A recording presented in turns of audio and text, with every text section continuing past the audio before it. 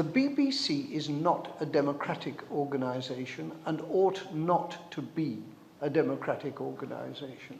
The BBC is not a democratic institution, and it is my contention that it should be. The allegations made about Jimmy Savile, and indeed I'm perfectly ready to believe them. I do not believe that the rest of the media in this country have got sufficient standing of integrity for them to point the finger. And of course they are doing it because it's the BBC. But doesn't this leave a question to be asked, which is, if the rest of the press, hypocrites as they are not fit to question the BBC, then who is fit to question That is the key question. Now, as I say, it seems to me a sane or sober way of framing Savile would be in these wider questions of what look to me like systemic failures to describe.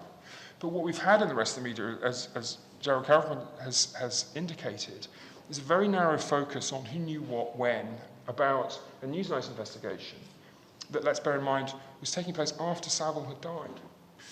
So what we're seeing, it seems to me, is very serious public issues that are being manipulated in pursuit of nakedly private agendas. People say that, if we're looking at the Great Storm in America, that there have always been extreme climate events, but what climate change is doing is increasing the number and frequency of these events.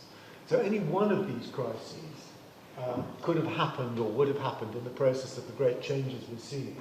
But perhaps something else is going on if we're getting this intensity of extreme crises with our great institutions. We could add the NHS, the banking system, Parliament, the press, the police, the BBC. Surely there's something else is going on here which is not simply connected to a sudden tide of filth, as Lord Patten puts it, entering into his domain. My name's David Cox, I'm a journalist.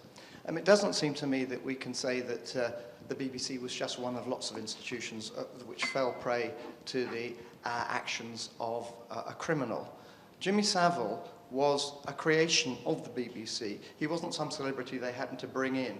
They made him what he is, and it was his imprimatur that doubtless persuaded institutions like approved schools that he should be trusted. I'm Deborah Grayson, I work for the Media Reform Coalition. It's interesting how the tabloids particularly, but the mainstream press are really trying to use this as a stick to kind of fend off Leveson, and that they are constantly making the argument that, the BBC should have done something about this, well, the BBC is corrupt as well, why should we be put under any more regulation? But what you actually find is if you look in the comments sections underneath articles which do make that case, you actually find a lot of the public saying, where were the press in Savile? So I think that is an argument which people have clearly put that together in their heads themselves. Sort of something to do with the digitisation of the world, or the opening of democracy through digital technology, has allowed us to shine a light on some of the activities in banking or through our other institutions that previously, first of all, you couldn't have done anything about if you had seen them. You could not have complained about things in the past. And secondly, a lot of things were not known. So now things are known, and now there is an opportunity to complain.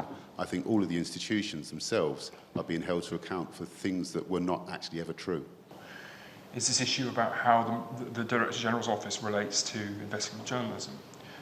My focus really in terms of accountability is very much on the conduct of journalism, and my interest in the BBC, as it were, is accidental. The BBC happens to be the dominant broadcaster, the dominant online news provider. It also happens to have very generous funding from what's kind of like a household tax, a household franchise of some kind. So it's an interesting institution in lots of directions. One of the ways in which you would make a management structure at the BBC work is by subjecting it to a lively culture of journalistic inquiry. Most people in Britain don't know that the Charter mandates public purposes for the BBC. Most people think the BBC exists to entertain, inform and educate, because that's what is said in the public space about the BBC. Now, it seems to me one of the things that a charter, a revised charter, could do is say that the public purposes of the BBC must be made public.